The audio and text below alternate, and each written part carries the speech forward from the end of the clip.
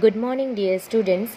In our last video section, we have completed the half portion of unit number 4, read number 1, mind, body and medicine. In that section, we have understand the physical and mentally diseases and its reasons. And today we are going to complete the remaining portion of unit number 4. So let's understand the levels of Ayurvedic healing.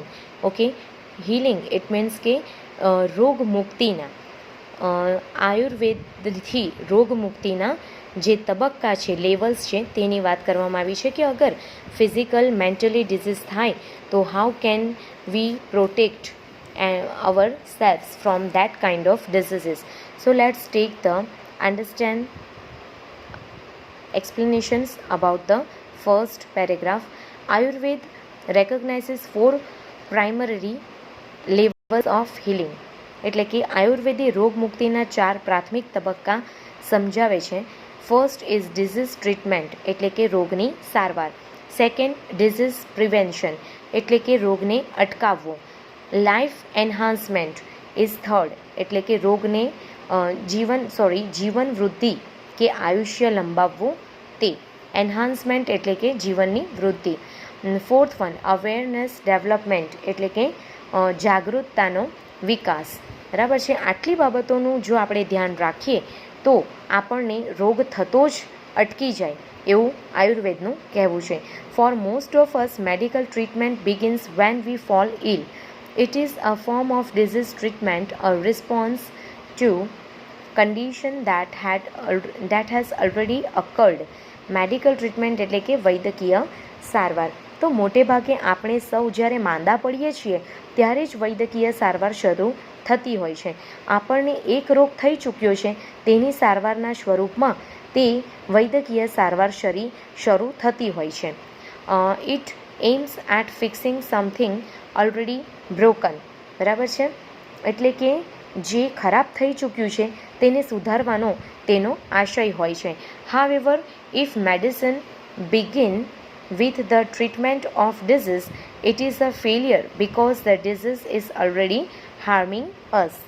Okay, એટલે કે જે અલબત્ત જો રોગની સારવાર તરીકે દવા શરૂ કરવામાં આવે તો તે નિષ્ફળતા છે, કારણ કે રોગ આપણને નુકસાન પહોંચાડી રહ્યો છે. આ અંતિમ તબક્કે આપણી પાસે દવાઓ અને શસ્ત્રક્રિયા સિવાયનો કોઈ વિકલ્પ બચતો નથી. Okay, at this late stage we left with no option but using drugs and surgery. એ જે મેં તમને સમજાવ્યું કે આપણી પાસે ફક્ત દવા અને શસ્ત્રક્રિયાનો જ એક ઓપ્શન રહે છે. We may have many side effects in that long run. Long run એ તમારો એક ફ્રેઝિસ છે જેને આપણે લાંબા સમયગાળે એવું કહી શકીએ છીએ. તો આ જે પણ દવાઓ કે શસ્ત્રક્રિયા સિવાયનો બીજો કોઈ વિકલ્પ નથી બચતો, પરંતુ તેને કારણે લાંબા ગાળે તેની ઘણી બધી આડઅસરો થાય છે. Higher level of healing aims at preventing disease before they manifest. Manifest એટલે કે દેખરેખ રાખવી, પ્રિવેન્ટિંગ એટલે કે રોકવું અને એમ્સ એટલે કે ધ્યેય. ઓકે, તો કહેવામાં આવ્યું છે કે ઉચ્ચ કક્ષાની રોગમુક્તિ રોગ દેખાય દે એટલે કે દેખાય એ પહેલાં જ તેને રોકવાનો ધ્યેય ધરાવે છે. To reach this stage we ought to consider the fact of our lifestyle, environment, work and psychological condition. બરાબર છે. કહેવામાં આવ્યું છે કે આ અંતિમ તબક્કે જો આપણી પાસે દવા અને શસ્ત્રક્રિયાનો ઉપાય ઓપ્શન રહેતો નથી તો લાંબા ગાળાની આડઅસરો થાય છે એટલું આપણે જોયું. બરાબર છે. પણ ઉચ્ચ કક્ષાની રોગમુક્તિ કોને કહેવાય કે જે રોગ દેખાય ને એ પહેલાં જ એને શું કહેવાય રોકી કાઢવાનો ધ્યેય ધરાવે છે. હવે આ તબક્કે પહોંચવા માટે આપણે આપણી જીવનશૈલી એટલે કે આપણું જે રૂટીન હોય તે, પર્યાવરણ, કાર્યશૈલી અને માનસિક સ્થિતિ એને ધ્યાનમાં લેવી જોઈએ. બરાબર છે. we must eliminate the wrong factors in our daily lives that makes us helpless to disease. બરાબર છે, એટલે કે આ રોગ સામે આપણને લાચાર કરી મૂકે તેવા આપણા દૈનિક જીવનમાં પરિબળોને આપણે જાકારો આપવો જોઈએ. ટુ સમ એક્સટેન્ટ એટલે કે કેટલેક અંશે we are always sick because our life itself it's unbearable. બરાબર છે, એટલે કે અસહનીય. તો કેટલેક અંશે આપણું જીવન પોતે જ અસ્થાયી હોવાને લીધે આપણે અસ્વસ્થ રહેતા હોઈએ છીએ. There are always some diseases attacking us, particularly in chances of seasons or in the aging process. બરાબર છે, એટલે કે મોટે ભાગે એટલે આમ સ્પેશિયલી જોવા જઈએ તો ઉંમર વધવાની પ્રક્રિયા સાથે અને ઋતુઓમાં જે ફેરફાર આવવાને કારણે કેટલાક રોગ સતત આપણી ઉપર હુમલો કરતા રહેતા હોય છે. Health is a matter of કન્ટિન્યુઅલ adjustment like navigating a ship upon the sea.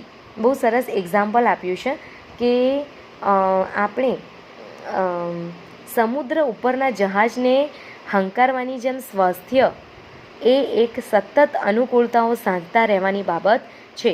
એટલે આપણે જે વારંવાર આપણા હેલ્થ સાથે એડજસ્ટમેન્ટ કરીએ છીએ ને એ જાણે એક સમુદ્રની ઉપરના જહાજને હંકારવા બરાબર ગણ્યું છે. અવર health is an ongoing concern. Okay, એટલે કે આપણું સ્વાસ્થ્ય છે અવિરત કાળજી લેતા રહેવાની એક બાબત. જો તો આપણે કાળજી નથી લેતા તો એ પણ ખરેખર સ્પોઇલ થઈ જાય છે. The third level of treatment is life enhancement therapy. બરાબર છે, એટલે કે એન્હાન્સમેન્ટ એટલે વધારવું અને થેરપી એટલે કે ઉપચાર પદ્ધતિ. તો ટ્રીટમેન્ટ એટલે કે સારવાર. તો કહ્યું છે અહીંયા કે ત્રીજી કક્ષાની સારવાર એ જીવન દ્રષ્ટિની ઉપચાર પદ્ધતિ છે. હવે એનો ઉપદેશ શું છે? તો which aims at improving our vitality and enability us to live longer. તો આ જે ત્રીજી કક્ષાની સારવાર છે એ જીવન વૃદ્ધિની ઉપચાર પદ્ધતિ છે, જેનો ઉદ્દેશ્ય એટલે કે જેનો ધ્યેય આપણી જીવનશક્તિ ટકાવી રાખવી અને આપણને લાંબુ જીવન જીવવા માટે મદદરૂપ થવું. બરાબર છે. સો the next next paragraph. The fourth level of Ayurveda healing is awareness development. Okay, એટલે કે here is some portion is remaining, so let's take the explanation first. Okay, it does not merely prevent disease but shows us how to increase our positive energy. However, Ayurveda aims at creating health, avoiding disease and helping us live longer. merely એટલે ફક્ત અથવા તો માત્ર. તો તે માત્ર રોગ થતો જ અટકાવતું નથી, પરંતુ આપણી હકારાત્મક ઉર્જા કેવી રીતે વધારી શકાય છે તે પણ દર્શાવે છે. તેમજ આયુર્વેદનું લક્ષ્ય શું છે તે આપણે જોવાનું છે કે આયુર્વેદનું લક્ષ્ય એ છે કે આરોગ્યને જાળવવાનું, રોગને નિવારવાનું અને આપણને દીર્ઘાયુ જીવન જીવતા કરવાનું, એટલે કે લાંબુ જીવન જીવતા કરવાનું. The fourth level of Ayurveda healing is awareness development. Awareness એટલે કે જાગૃતતા અને ડેવલપમેન્ટ એટલે કે વિકસવી. તો આયુર્વેદની ચોથી કક્ષા છે જાગૃતતા વિકસાવવાની તે. This requires a spiritual approach to life. To be healthy is important, but health is not an end in itself. બરાબર છે કે તંદુરસ્ત રહેવું તે અગત્યનું છે, પણ તંદુરસ્તી એ પોતાનામાં અંત નથી. Okay, it is not enough merely to prolong our lives and have better energy to do the things we want. Okay, માત્ર આપણા જીવનને લંબાવતા રહેવું અને આપણને જોઈએ છે તે વસ્તુઓ માટે બહેતર શક્તિ મેળવતા રહેવું એટલું જ પૂરતું નથી.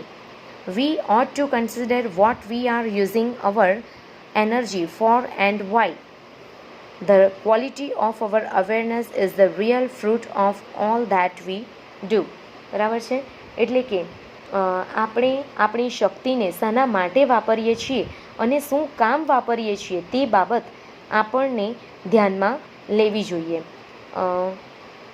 આપણી જાગૃતિની ગુણવત્તા જ આપણી જે કાંઈ કરીએ છીએ તેનું સાચું ફળ છે. It is our ultimate expression, the essence of who we really are. Okay, અને તે જ આપણી અંતિમ અભિવ્યક્તિ છે. Our awareness is the only thing we can take with us until we die. આપણે ખરેખર જે છીએ તે તેનો સાર છે અને આપણે મરીએ નહીં ને ત્યાં સુધી આપણે એક જ બાબત આપણી પાસે રાખી શકીએ છીએ અને તે છે આપણી જાગૃતિ. સમજો કે આપણે જાગૃત રહેવું કેટલું જરૂરી છે. If it continues to grow even when the body and mind decline. Thus, it is our greatest aid in the aging process. તો કહ્યું છે કે આપણે ખરેખર જે છીએ તે તેનો સાર છે અને આપણે મરીએ નહીં ત્યાં સુધી આપણી પાસે શું રહી શકે તો કે જાગૃતિ. આપણું શરીર અને મન પણ જ્યારે સાથ છોડી દે ત્યારે પણ જે જાગૃતતા વધીએ જવાનું ચાલુ રાખે છે, આમ તે ઉંમર વધવાની પ્રક્રિયામાં આપણને મોટામાં મોટો સહારો છે. નાઉ the last paragraph. This is the ultimate goal of Ayurveda, which aims at releasing us from all sorrow and suffering. આપણને તમામ માનસિક દુઃખ અને પીડામાંથી મુક્તિ અપાવવી એ જ આયુર્વેદનું અંતિમ ઉદ્દેશ્ય છે. True awareness is the ultimate cure for all psychological orders. Okay, but to understand it we must first look into the mind and its function. We had better start from where we are. એટલે કે તમામ માનસિક ગરબડો અથવા તો તમામ માનસિક રોગોનો અંતિમ ઇલાજ સાચી જાગૃતિ છે. પણ આ સમજવા માટે આપણે પહેલાં તો માનવ મન અને એની કાર્યશૈલીને તપાસવી પડે. ઓકે, આપણે અત્યારે જ્યાં છીએ ત્યાં તેની શરૂઆત કરવી બેટર છે. Okay, we had better start from where we are. આપણે જ્યાં છીએ ત્યાંથી એની શરૂઆત કરવી બેટર છે, સારી છે. In this direction our journey proceeds. બરાબર છે, એટલે કે આપણી યાત્રા આ દિશામાં આગળ વધે છે. Okay dear students, here your unit number 4 read number 1 is completely over here. So in our next video we will see the unit number 4 read number 2. Jai Shri Krishna.